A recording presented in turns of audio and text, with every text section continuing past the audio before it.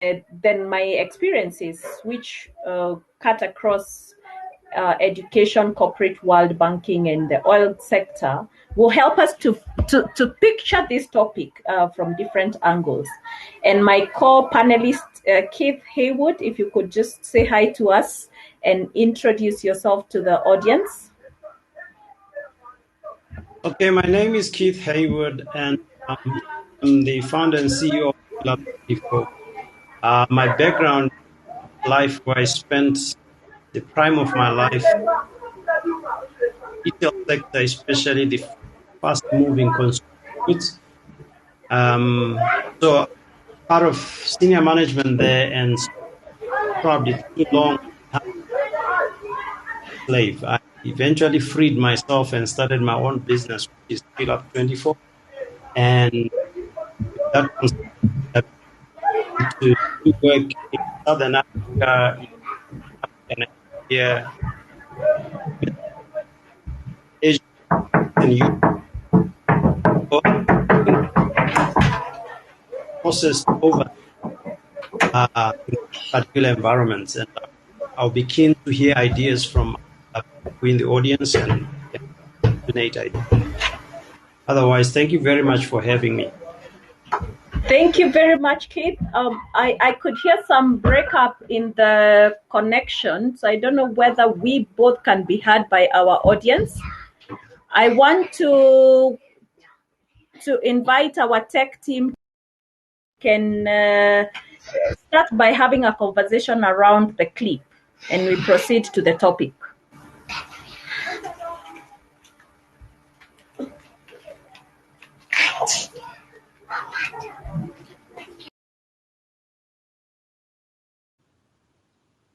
Keith, our tech team, to pop up the screen. Yeah, we need them to play the video.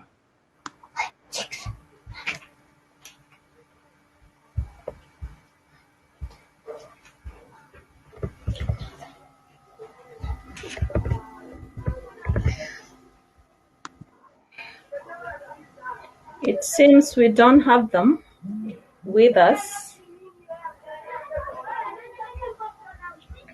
So can Rachel help us? I think Rachel was with us.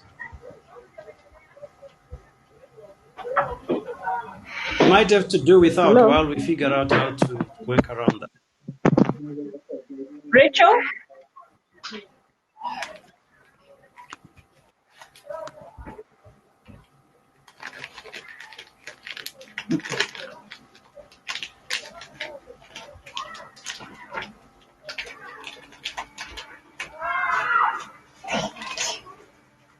I think you need to go ahead.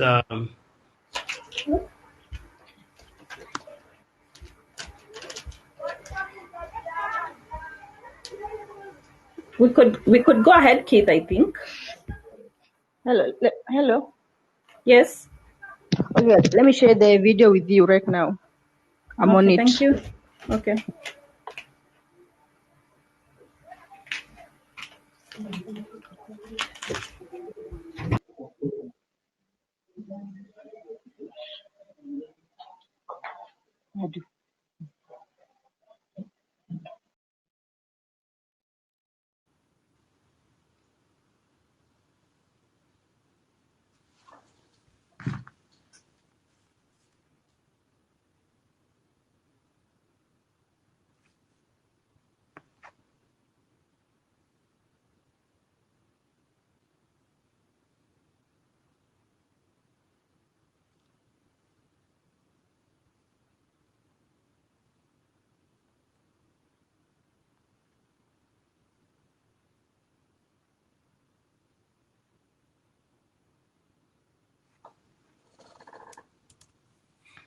There's no sound.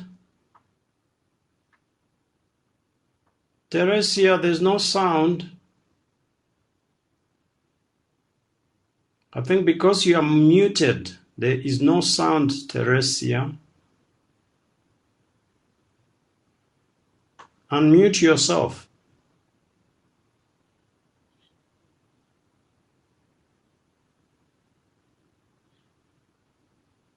Once upon a time, business as usual was often good enough. No more. Where we are going, good enough is dead. In a world where everything is connected, where everything is equally excellent, where performance is reaching perfection, there's only one space left to innovate in.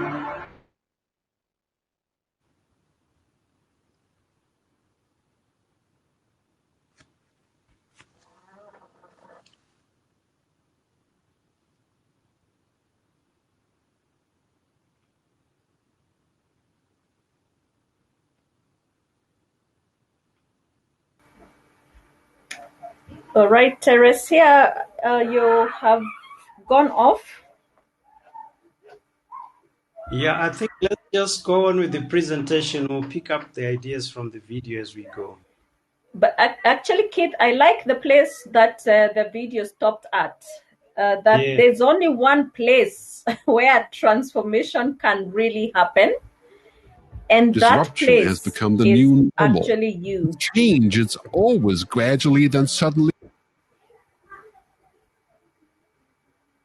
Well, things really have stopped happening gradually.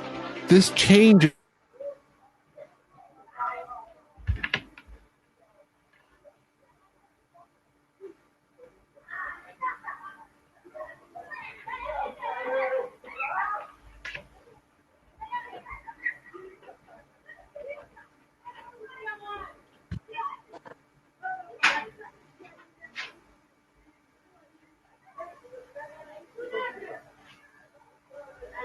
I think we better do without the video. I think there's problems with it. I think, Agnes, if you go ahead and I agree with you. We will take it up from there.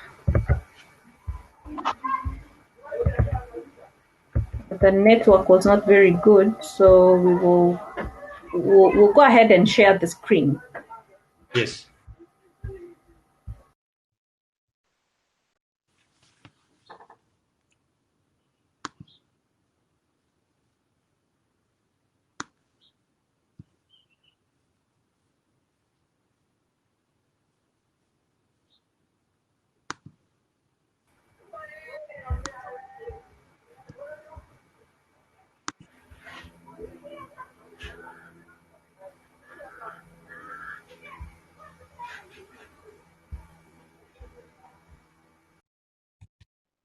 See my screen, Keith? You can confirm?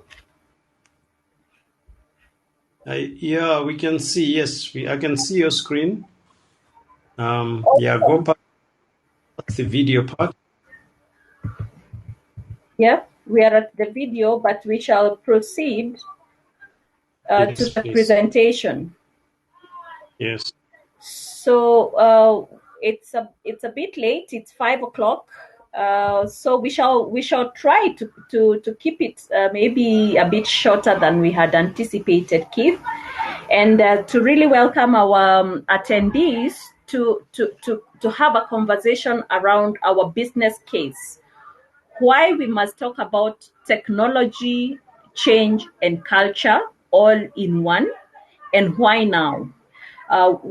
We thought that we could begin by giving you a quick view of what the world out is looking like. Outside of our businesses, we are operating in a VUCA world. A VUCA world is one that is highly volatile, quite uncertain, very complex, and quite ambiguous. This is the world that is outward pushing our business to innovate, pushing our business to shift, pushing our business to adopt new ways of working. And this VUCA world, as much as we are aware, we can anticipate that change is coming, the rate at which this change is coming is very, very fast and furious. And that is creating such high levels of ambiguities, making it difficult for leaders to make the right decisions or to even steer the organization in the right direction. This VUCA world is also actually characterized by rapid changes in technology, hence the technology and digital revolutions that we are seeing. And what that means is that organizations are evolving, work as well is evolving. And as technology drives innovation and digitization, we are noticing that there is actually a convergence of technology and people.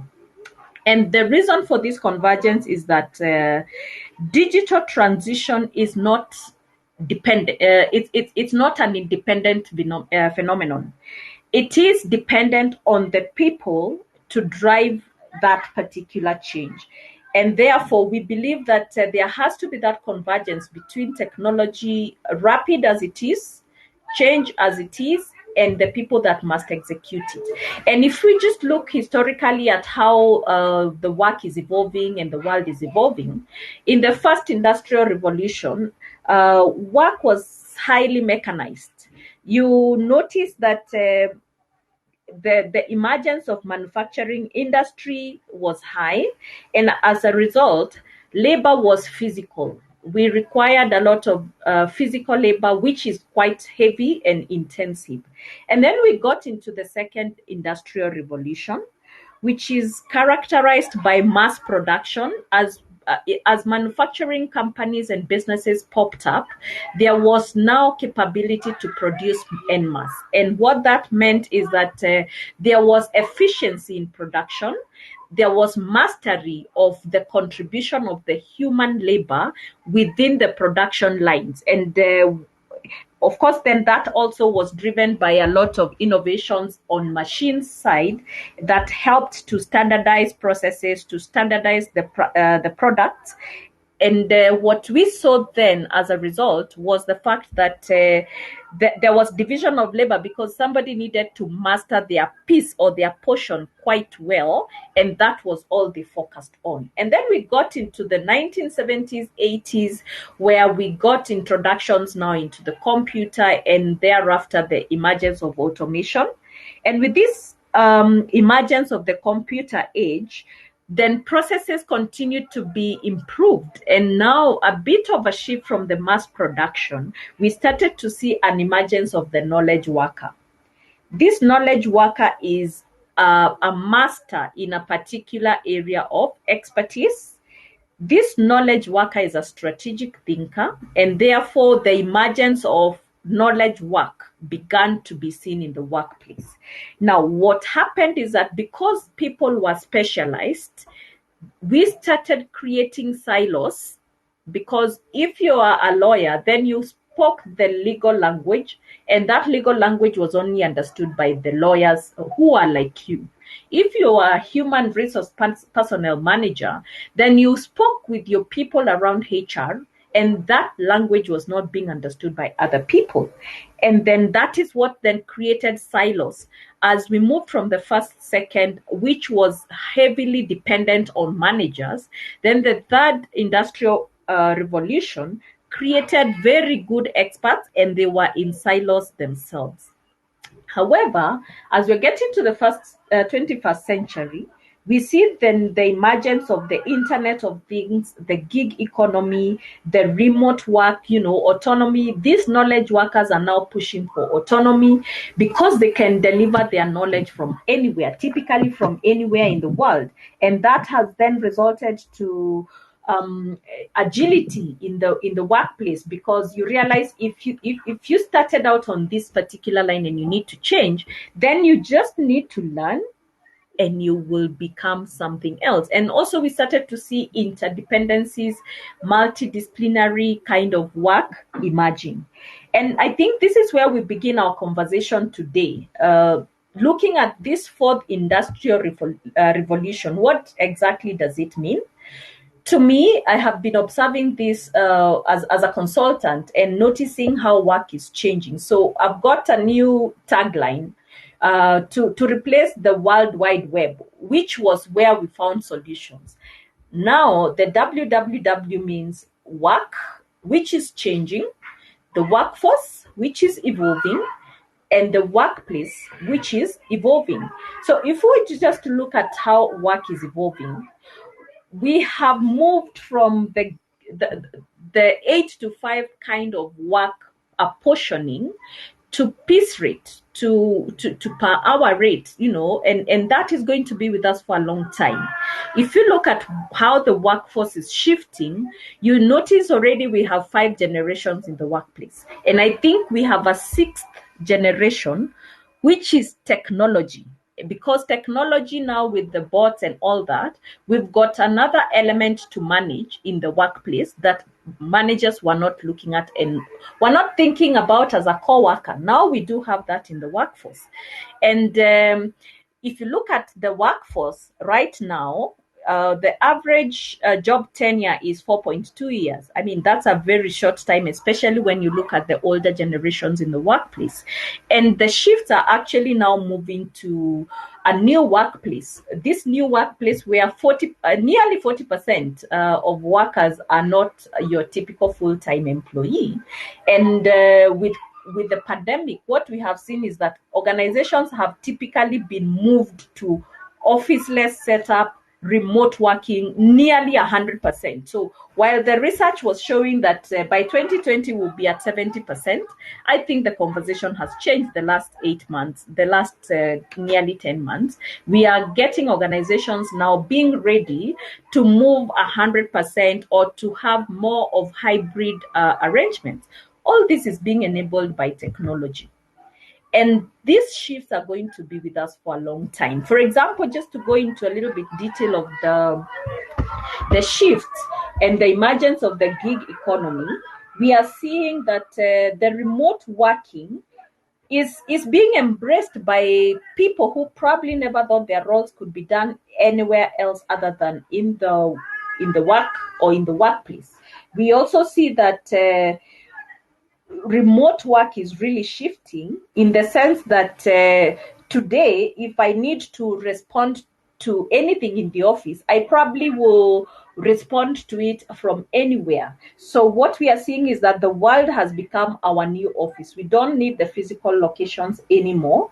And what that is doing is that we are diminishing the requirement for out of office. We used to put out of office on emails. We are also diminishing delegation policies where there was a clear person acting if I was to be away from the workplace. And we're also seeing a lot of hybrid plans now emerging. So we are able to profile the roles such that we know whatever role needs to work from work and which one needs to work from home, and the one that can be a hybrid, meaning it can work, it can be done both from work and from home. And what that is also doing is that because of the flexibility and autonomy that people are demanding for, we are seeing that there are people who are preferring to work less, and hence the piece rate is becoming more appealing. So instead of doing a 40-hour week, that week is shrinking up to 30 hours per week. And what that does is that it means that we have to shift our policies, to change our laws, while still staying within the overall laws at a national level. And I thought I could just put this picture to demonstrate to you how work has shifted. It's no longer a place, it's a space. So for example, this officeless organization, if you were to look at it, this lady, this beautiful lady could be the customer excellence manager, customer success manager, checking the reports of how the bank floor is operating today, whether we have bank queues, and typically you can be able to do that from the comfort of your home. The second picture could be the supply chain manager who is on the plant trying to check what needs to be reordered or what is running out in the next weeks, which is our lead time. And the list could go on and on and on. The third lady, for example, could be somebody who is coming to position the product to you, the customer. They are happy, they are able to do it from the comfort of their home, and so they don't need this office. They just need a place where they can sit in a particular location and deliver to the client. We've got Uber, for example, the driver who is able to work while doing his other duties as a driver. So what we are seeing is that the officeless organization is going to be here to stay.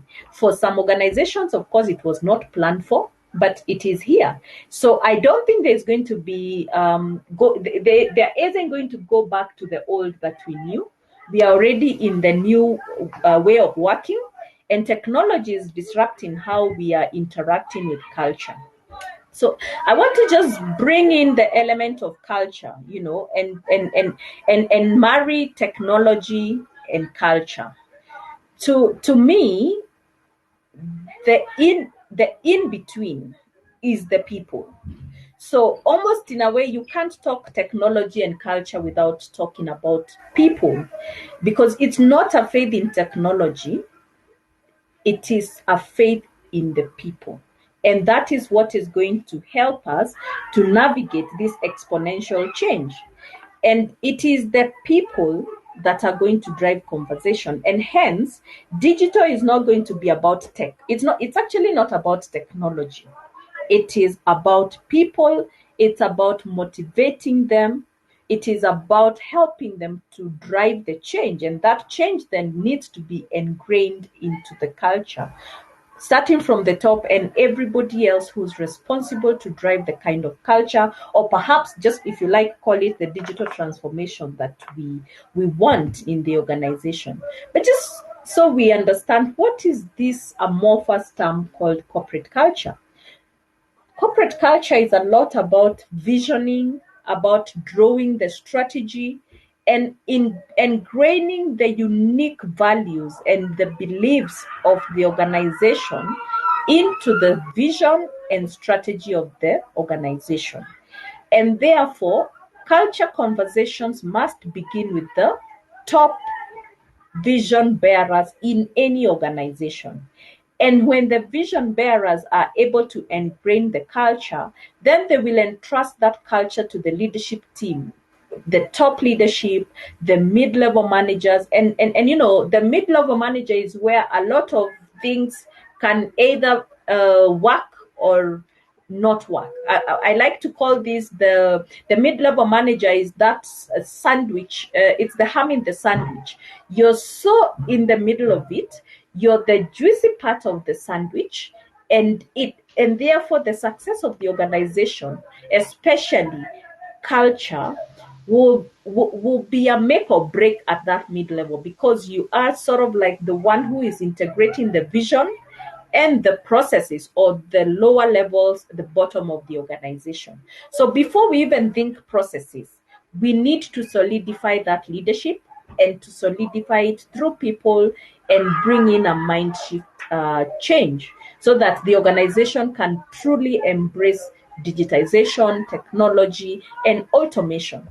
And just trying to redefine this culture. What exactly does it look like when you talk about your general culture as an organization? Do you say we are an innovative culture? We are a collaborative culture? We are known for stability? Whatever it is that you're known for, if we were to pose the same question to your team, to your organization, to your customers, to your suppliers, what type of digital culture would they describe you as? And I like to use this picture that helps us to see where we fall on our digital capability versus our leadership capability. We said culture has so much to do with visioning and the leadership of the organization. But when you bring in the digital element into the equation, then some of the things will start to change. So where you have an organization that doesn't have the right digital capability, neither the right leadership capability to drive culture, then you will find that management will be skeptical about the value that technology brings. And we call these beginners. These are the people who are struggling to find the space for technology in their business or in the organization.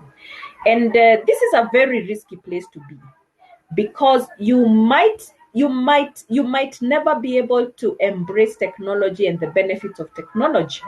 Then if you have made an effort to invest a little bit into the digital capability, and you don't have the leadership capability to actually help to drive this kind of culture, then you're a fashionista type of leadership, where you have invested. Remember, to build the digital capability requires investment, monetary time and effort, or anything else. So you have advanced digital features within the business, but there's no guiding vision.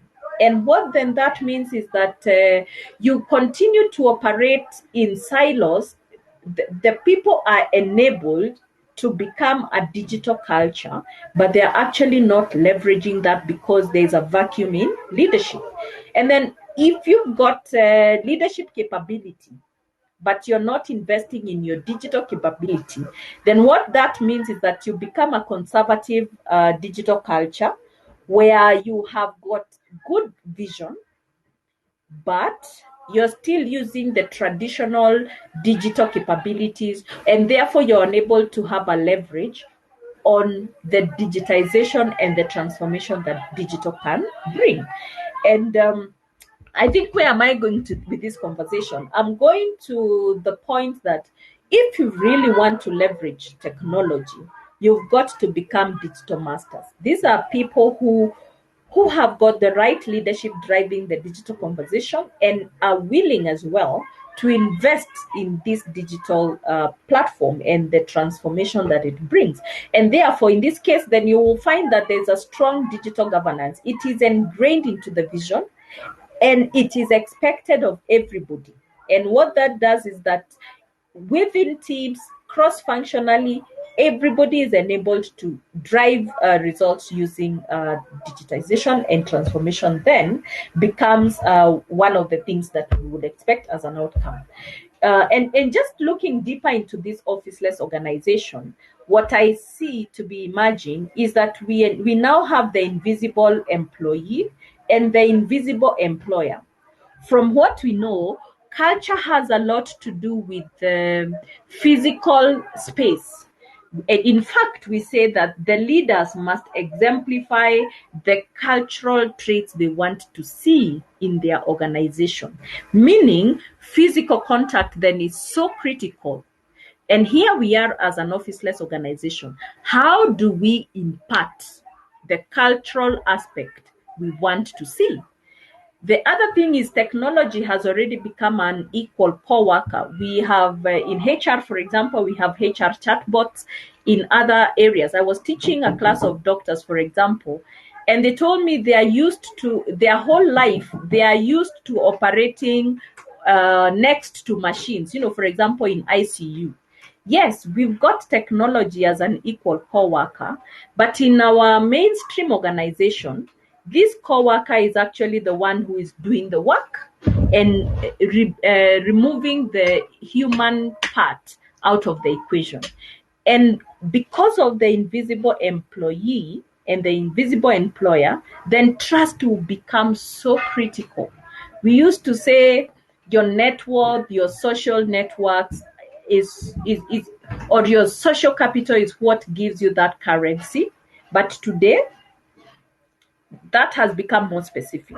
We need trust relationships between the employer and the employee for this culture to be ingrained. And of course, all this will require a new type of leader. I don't know whether we have this new future leader, because this future leader cannot be the one that was a heroic leader.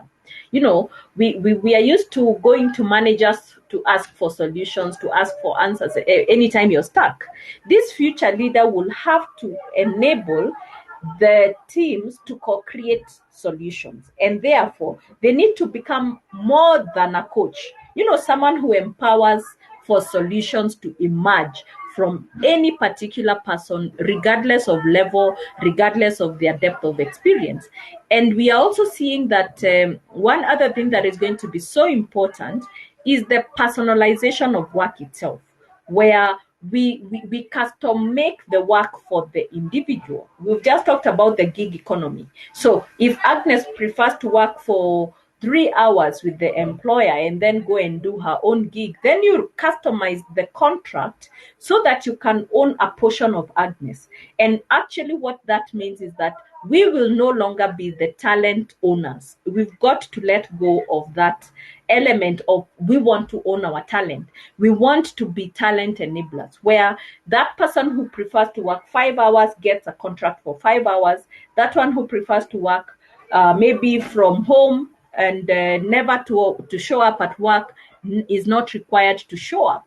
And the one who prefers to work from work actually is given the platform to work from work. And I think the conversation continues then to be, where does that leave us? What should the new organization or the organization of the future look like? And I want to invite my co-panelist, Keith, to take us through what this new DNA looks like.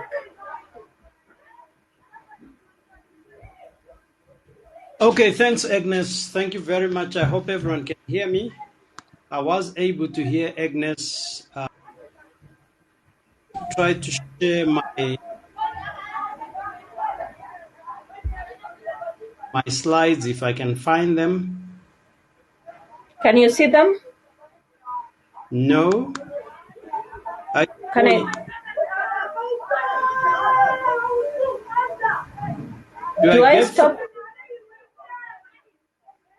Do I go through presentation? How do I get my slide up? How do I stop the screen share? Okay, I've got thousands of them now. Great. Okay, I need to share my slides. I'm just trying to work out the mechanics of it. Is there anyone technical there? Do I go through presenting? I went to presenting in front of me.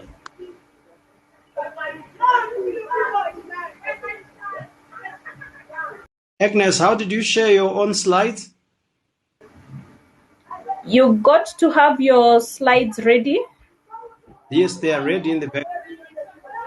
And you need to have them in a slideshow mode. Okay. And I can see them. You can see them? Yeah.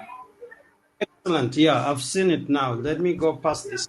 So, okay, thank you very much, Agnes. I think Agnes just nailed everything. I hope you guys can see my slides. Can you see my slides, Agnes? Yes, I can see them.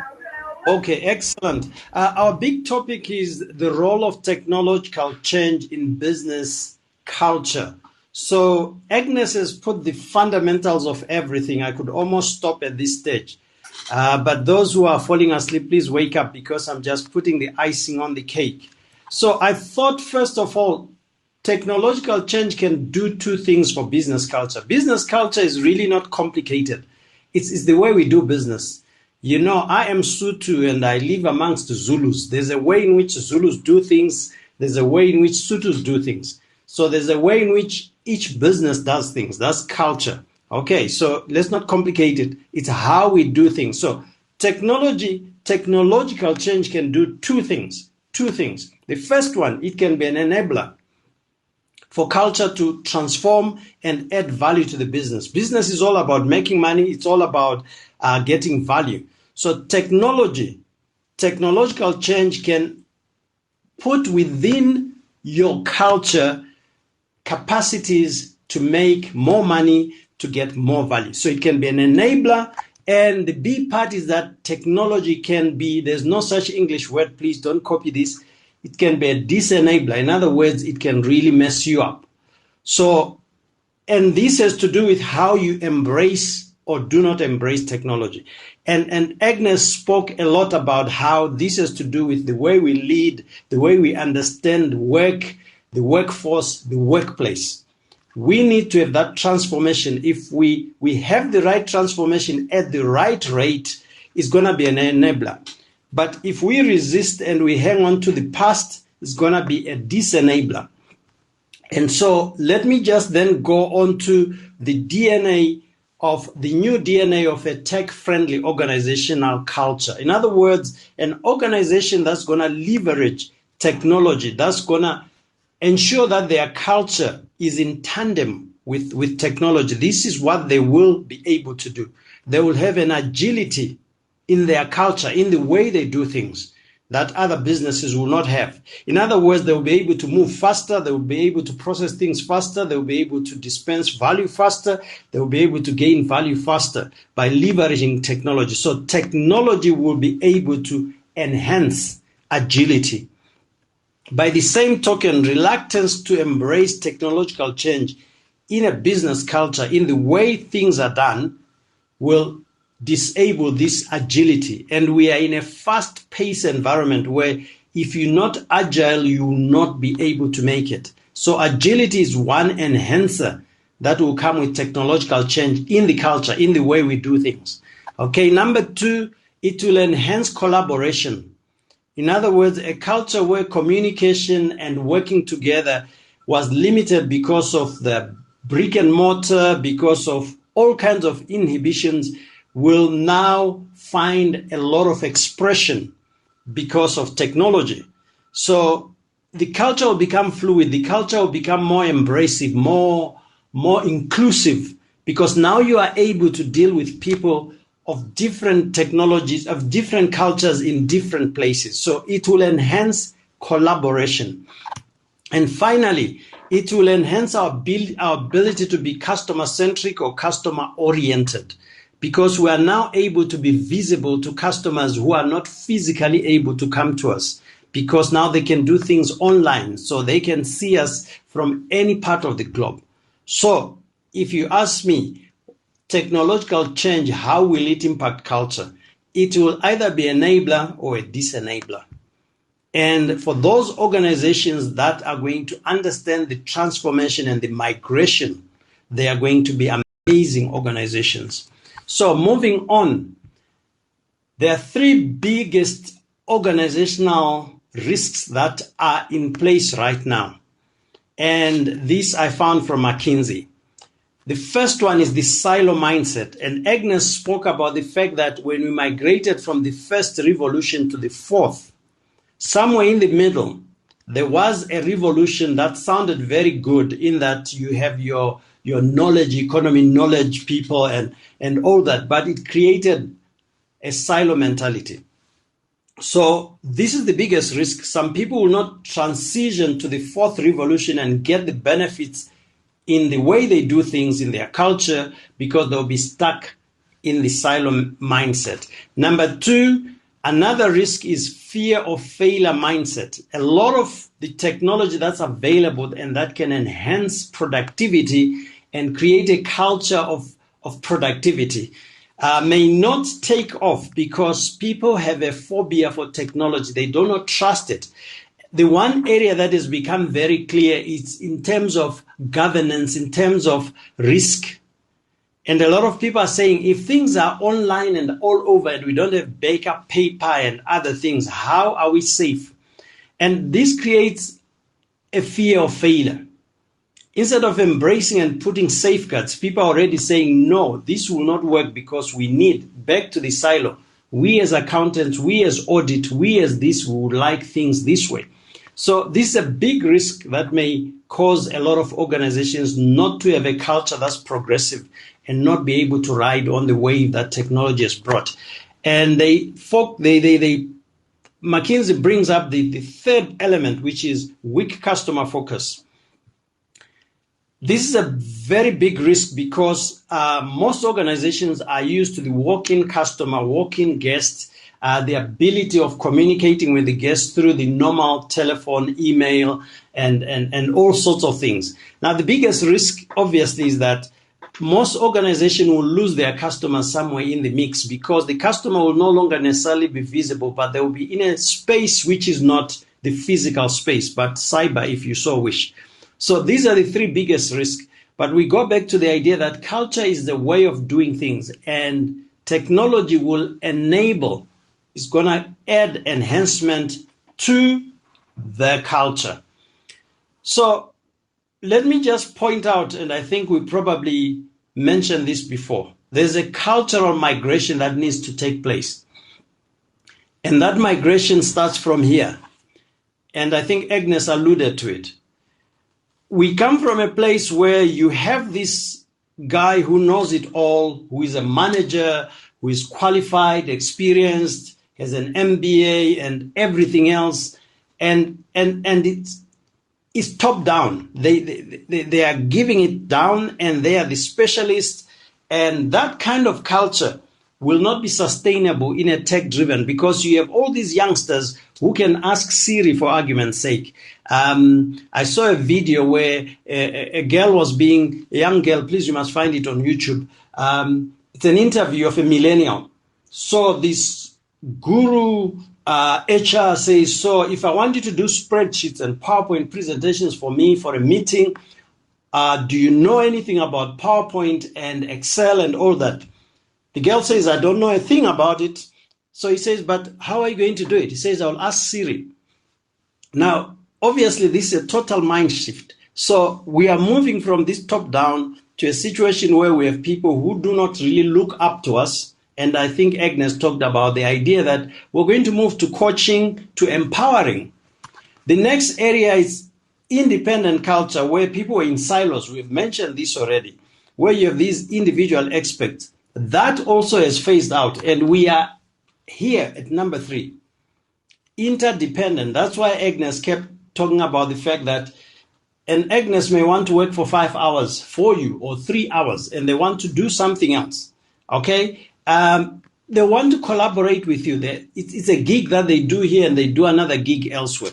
So, and we're going to have cross collaboration, outsourcing of things, insourcing, and all sorts of arrangements. So we need to be open to that. So technology has created this new playing field where there's greater interdependence, cross collaboration, and freelancing, and I call it e-lancing, where people are going to be e-lancing for you, and they are committed to the gig, and beyond that, they are not committed to you and your culture. So, excuse me, that's what I think technology will do for us in terms of culture. It's going to be an enabler or disenabler. That's the bottom line. So we moved from the me, I've told you what to do, do it, and we all know that historical, to the silo where we as accountants, we as lawyers, we as audit, we as HR, we as this versus them who don't do things our way, who don't follow the SOPs and all that. We've moved from there to a we, okay, to a people who are collaborating and understanding that the whole is greater than the sum of the individual parts. So that's therefore there are 3 imperatives in terms of this technology. And I come back to the 3 things.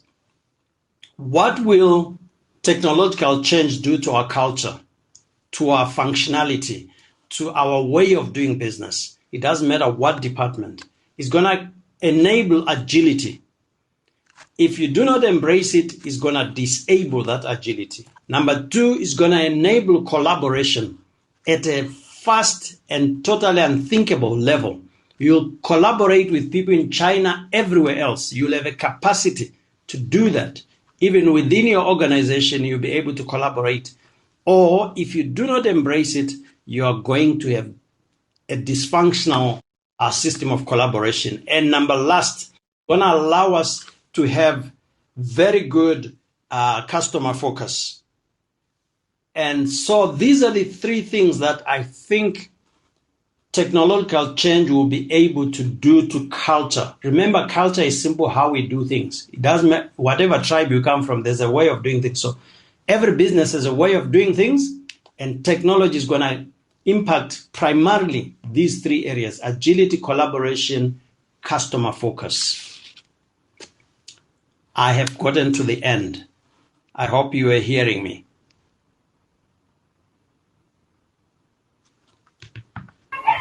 Yes, Kate, we could hear you very well. Yes, now I think we're the can hand over to the moderator. Yes. So do I stop sharing or something? What happens here? Yes, I think you could stop and we jump on to the moderator piece. Yes. I need to figure out how I stop. How did you stop, Agnes? I think I stopped presenting somewhere. Is our moderator with us?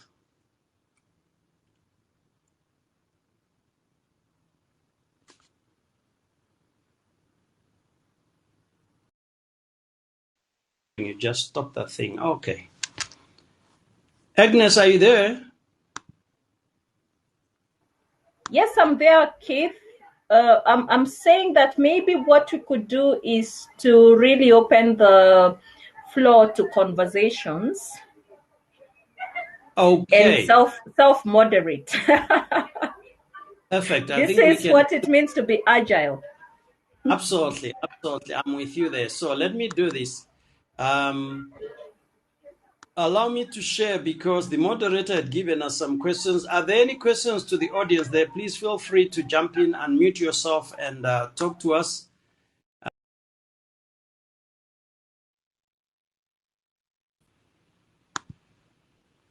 I did have questions here, so I'm gonna try to show them up, and then as people get questions, we'll then start from there.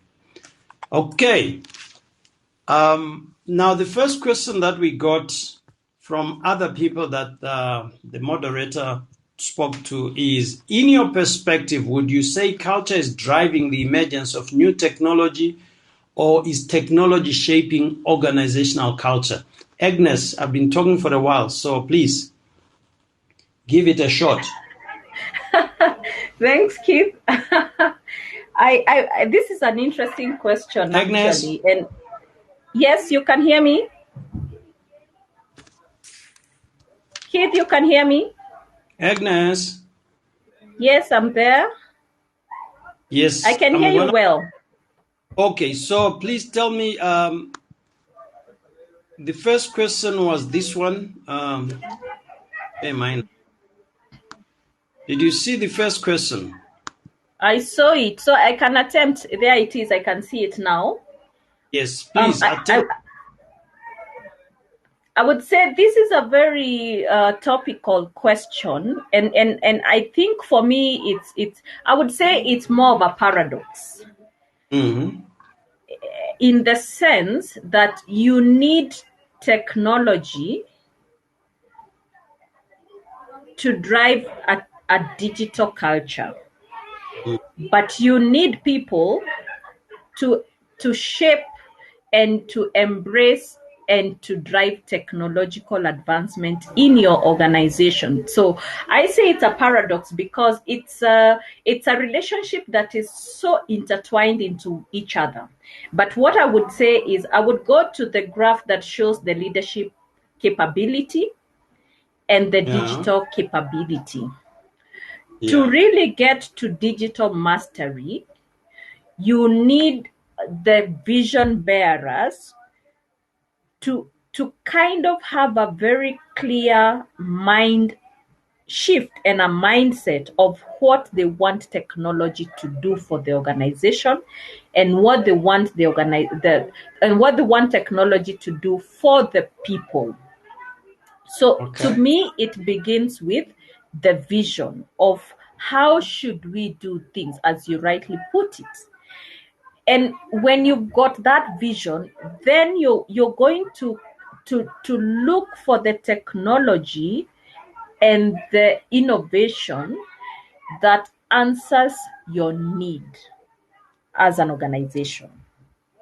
Yeah. So I'm a strong believer that if there is no leadership, then there won't be digital transformation in the organization. There needs to be the eye that is seeing ahead of everybody and coming back to the floor to say, hey, wait a minute, we must get to this point in the a visionary type of approach to it. And then because culture is our way of doing things, then it's not enough to vision, it's not enough to dream. We need to actually ingrain that the culture we want. So if we say customer focus is key for us and therefore we see that technology is our biggest enabler, then we need to then get to nitty-gritties of how we're going to implement this technology so that we can be truly customer focused. So Yes. I don't want to say it's either or, but I believe that there has to be leadership that is driving the technological advancement. And I like to say that technology is actually driving businesses at a rate faster than radical change. You know, when you talk of radical change, it is something that businesses are used to. But for us to embrace exponential change, we need technology. We must embrace it. So I believe that they have to coexist. They True have that. to True. coexist, and I agree with there has to be leadership to drive that the technological advancement in the organization. absolutely. Yeah, absolutely. And I agree with you. I think it's not an either or, which I think that's what I put as my answer, that it's a chicken and egg. Is it the chicken that started or the egg, really? And my thinking is that a need will create um, a technology. We have a need, therefore technology evolves. So culture can drive the emergence of new technology. But by the same token, availability of that technology can also drive the whole technology thing. So I'm with you there and I agree totally. Then you need a leader who's going to say, are we going to evolve technology to suit this need, or is the technology available that will allow us to do things better? So I think it's not an either or. It's actually like you said, a situation where leadership needs to guide which way to go. All right. Are there any other questions out there? If not, the second one is this one. Where and when do organizations draw the line between remote working and office setup? Agnes, you are talking quite passionately about this, so please start us on, and then I'll tell you the story of the Titanic. Keith, just this morning, I went to my office, to the workplace at Yeah. Strathmore Business School, Yeah. and it was my first time to teach in the classroom since March. Wow. I have been teaching online since March because the president announced in Kenya on a Sunday that schools close. So if you were in the school ecosystem, you closed since March 16th. And 2 weeks ago, the minister of education announced that schools are going to reopen in a phased format.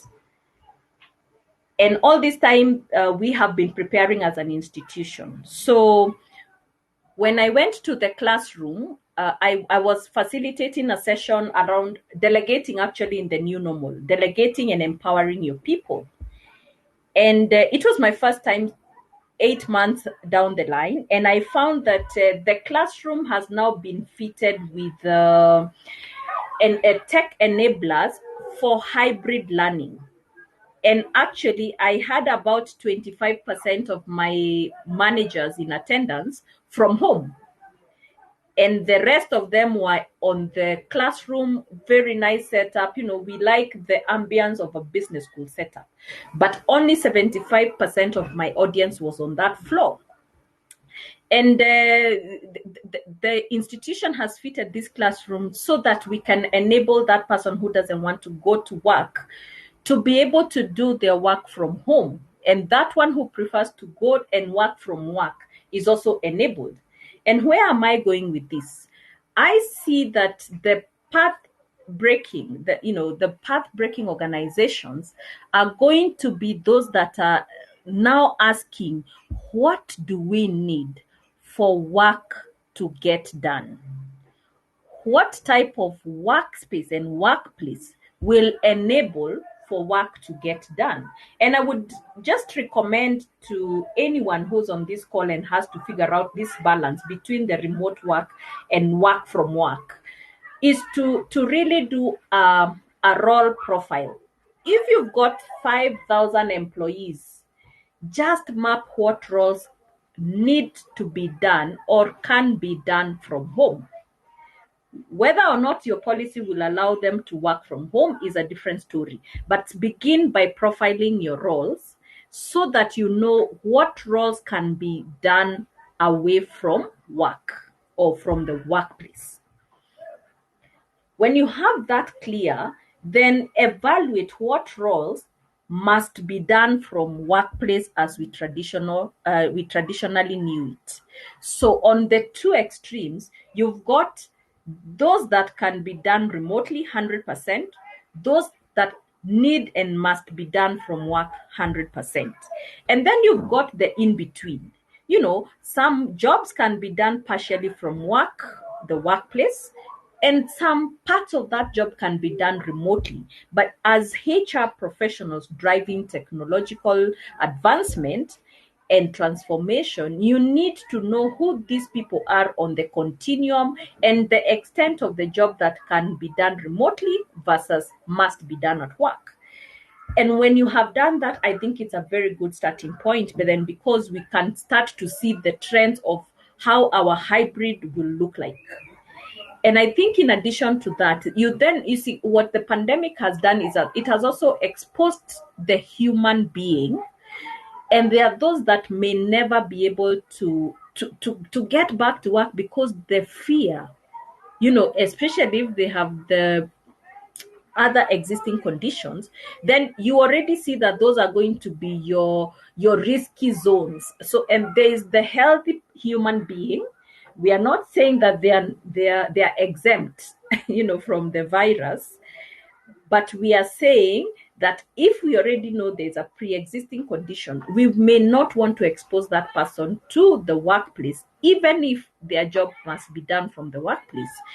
And that helps us then to take it a notch higher so that we can have a good picture of who can work from home given a chance, who can work from anywhere with a hybrid arrangement, and then that will help us to craft strategies. So quite a long answer, but I think there are very many factors to consider, but also the officeless organization is here to stay. At least on that one, we are not going back, because when I got to the classroom today, I said, if my students are willing to study from home, why must I go to the classroom myself? So the employee is already asking, must I go? I have options. Give me the options, and then I choose the day I want to rise up and go to work, and the day I want to work from home, the day I want to work from 2 a.m. At least I will have the choice, and I will choose the one I prefer.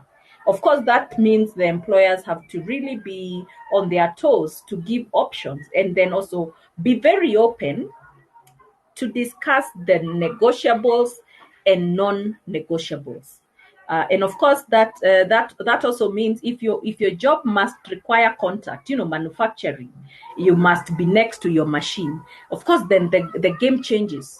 If some, then it means that some people must work from work, some could work from home, and that also now makes it more complex from a policy perspective, because if I can only work from work, what does that mean? What about the day I want to work from home? Does it mean I cannot get that opportunity? So I think these are conversations that must not end here, Keith. We continue the conversations away from here as we try to look for those answers. Great. Keith, I'm sure you've got loads of answers to help us craft our policies.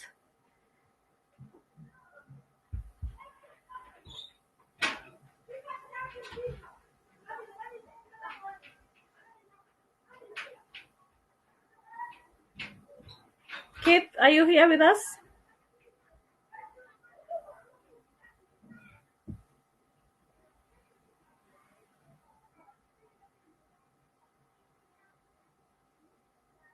So Keith tells me he has been kicked out, so he's trying to get back in. So I'm going to get on to the next question, and perhaps I hope he can then join in and chip in. So the third question was, what are your thoughts around high budgets on technological advancements rather than people development activities among organizations. So I think that most of the time we view technology as being very expensive. And in a situation like this where almost everything was unplanned, I feel that the best place to begin is to look internally to check what is the technological investment we may have already made and it's not being utilized fully. I have seen, for example, when we were told you have to close the schools, my institution had put in a lot of investments into technology, but we were only utilizing a small portion, of e-learning. So, for example, I would casually post my PowerPoint presentations, videos, but it wasn't very deliberate, I would say. The policies were there, but there wasn't enough motivation for employees to use the technological investments. And so, of course, there were a lot of investments that needed to be done to enable 100% virtual remote learning. But we had to piggyback on a lot of investment decisions that had been made earlier. So my take on the budgets in terms of technology, I always like to begin inwardly, evaluate the resources that are not being optimized. Identify them so that you can align and begin by optimizing those investments so that you can recoup your value or your intended value. And then the other thing is there are also some technologies that are not very expensive. So while some investments could be huge, there are some other investments that are probably just requiring a mind shift, embracing some of the facilities. For example, I have seen a lot of people using different video conferencing facilities. Some are very well priced, others are quite expensive. So again, when you're making your technological choices, you need to evaluate the cost benefit. You need to do a thorough analysis, and you don't always have to go for the most expensive technology. We've got some very good technologies like Zoom, for example, fantastic video conferencing facility. There were bumpy starts for most companies because of data security and Zoom bombing, but I think some of those things have really been tightened. So you don't have to really go for the exorbitant technological investments to make the leap into digitization. However, it is very easy to invest in technology at the expense of people. I did a poll actually in one of the webinars I was running, and I asked, how much retooling and reskilling have you done since the pandemic broke out? And I was so surprised that learning and development is one of those that have had the biggest leap in terms of seeking new knowledge with COVID. All these webinars, people all of a sudden are realizing, oh, there was YouTube. I could actually go to YouTube to look for solutions. Oh, webinars are free. I don't need to go for a paid training. So I see that there are so many opportunities to begin with what we already have. Of course, the tendency to forget that we need to reskill and to upskill is sometimes very high. And, HR being the custodian of talent, you really need to put your case and justify why you still need to develop people. Because, for example, it's going to be extremely difficult to recruit external talent if all you're looking for is a specific skill that you don't have internally. So rather than fish out talent out there, it might be more cost effective to upskill what you already have. So for example, digitization is going to require a lot of upskilling and reskilling. It's going to require a shift in mindset to begin with. And therefore, to me, you've got to make justifications where development needs are evident, and also begin by utilizing what is already within your within your horizon, something that is accessible.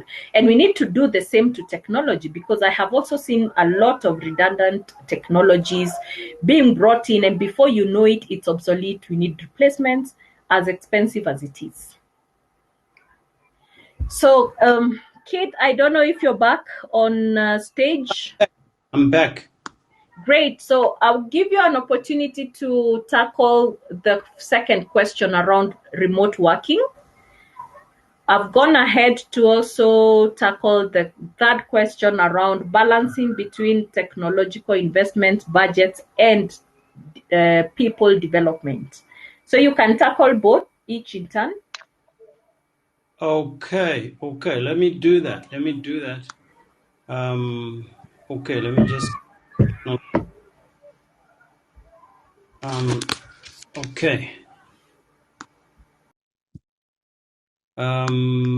Let me. So my thought process is this. I was booted out. I don't know why, but I guess there's somebody who doesn't like me somewhere. So my thought process is this. In terms of budgets, high budgets on technological advancement and people, I think I agree with Agnes. The little that I had when I was back, it's not an either or. Okay. In other words, leadership must come into play here, and priorities based on strategy must come into play. There could be reason to invest a lot in technology at a certain given time, and less in people development at a given time. And then there could be reason again to invest in people development more than technology at a given time. So I don't think it's a cut and dry black and white situation. So it's not an either or. It has to be driven by clear leadership, clear vision, and clear values and clear strategy. Yes, there will be a tendency of displacing people with technology, and I think Agnes did mention of the fact that between your culture and your technology, there's people in between. And even the video we're trying to play was that when everything else has been automated, digitalized, we will still need the human, because there is things that cannot be digitalized or automated. So the role of the person and their development cannot be diminished because all of a sudden we can click this and click the other. So I think I agree with Agnes on that. Maybe a few comments on young population being the major consumers of technology. I don't know if you had gone that far. Where do you see Africa with a majority young population, 5 to 10 and 20 going? It's really the most exciting thing. The fact that Africa has the youngest population is the best thing that has happened to Africa. In fact, we are going to be the next we'll stop the made in China. It's going to be made in Africa. And because our young people, in their numbers and their embracing of technology, have leaped from where we were as boomers to where they are now. So they are going to be very innovative and they are going to move faster. So we're going to be the China of the future. There's lots of literature around that fact, as a matter of fact, if you research it. So it is the best of all things that has happened to Africa, having this young population, and with this digital revolution that has just hit us, including COVID, our young people will be able to thrive in this environment. We will be the next China, for lack of a better expression, of the future. Back to you, Agnes, or moderator. I don't know what the other question would have been. Those would be my comments on those two. Great. I see we have a question from, let me try and pronounce this name, from Bamidele. And Bamidele is asking, how do you manage the adverse effects of technology on culture, especially the level of overdependence on technology? Maybe you can give it a shot. How do you manage the adverse effects of technology on I think what's very important here is that the business itself must have a culture of its own. And that culture, that way of doing things, must not dehumanize the whole process. So, for example, if we go into the banks have been always said that no one needs to go into the. We are doing things online, and what has since happened is that banks have almost become, ghost places. Now, what needed to happen was that there needed to be a transition strategy where the bank employees, which were not involved with part of that as a point, needed to be retooled so that they do something different, because they are not going to sit behind counters or behind computers anymore. So I think to mitigate against overdependence, I don't think there's a thing called overdependence. I think it is failure to transition properly. Technology is going to take over, but there is space for the human element. And unfortunately, a lot of managers and business that they have that can do work faster and that they are overexcited. But technology, we just need to manage the migration by appreciating that the human element must come in. The human being has emotional intelligence and other intelligences that you can't find in artificial intelligence. And so we need to just find a way in which we transition that process. But yes, I hear where the question is coming from. There are a lot of people who have been excited by this new technology, the apps and all that, and they've just switched onto that at the expense of the people. And the culture has been lost. I remember going in Thailand, and I walk into this shop, and as soon as you hit the entrance, there's a voice that says, "Welcome to our shop, have a good afternoon." It did not register with me emotionally. I realized it's just some beam that just sensed my movement and just say that. But I didn't feel like, therefore now I'm going to shop. These guys are very polite. This is a nice place to do business. I just walked in and walked out because I still needed a human being. So leaders and business people need to find a way in which they transition and appropriate the technology in the right place. I don't know if I answered you, but if I didn't, Agnes probably could also take a shot at it. Thanks a lot, Keith. I could chip in and add just a few pointers. My observation is that with technology, there will be emergence of new roles, new types of work, and others are disappearing. And when I look at overdependence on technology, I still see that there is a lot of interdependencies. It's another paradox in my view, because we are still interdependent on this ecosystem, and therefore I see that there will be new ways of working will be emerging.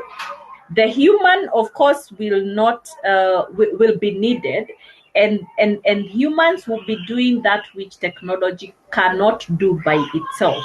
And so I would want to just say, in addition to what Keith is saying, that yes, there is the elements that we will quickly forget that we humans used to drive, but we will still need a lot of coexistence so that we can leverage technology for the right things without losing that human touch, because it is going to be what will keep us in our jobs. If anything, humans were made for work, and I see that we will continually create new ways of work, and technology will continue to be our enabler. That's my take. Yeah, I must just add that for those who are in employment or who are in work, who are working for somebody or for an organization, what's going to be important, where we are saying that the human part will still be needed, we are going to change the value that we've been adding. Your value add needs to change. That's where personal branding and things like that come into place. It's important that the organization you work for realizes that with or without machine, there is something you bring to the party that the machine cannot mimic or even estimate. So you must reconfigure your value addition. You must reconfigure your value addition. Ask yourself, if you were the one who was filing things and clicking, anything that you were doing that could be automated will be automated. So you must therefore go back and say, what would be my value addition? What would be my unique offering in the business? And each one of us have a certain unique offering, and we must develop it, leverage it, and put it on the table. If you do not have a plan to do that, it will cost you. So that would be my thought. I think we have overshot our time. If there are no more questions, I don't know if we have our moderator. This could be a good time to close the session.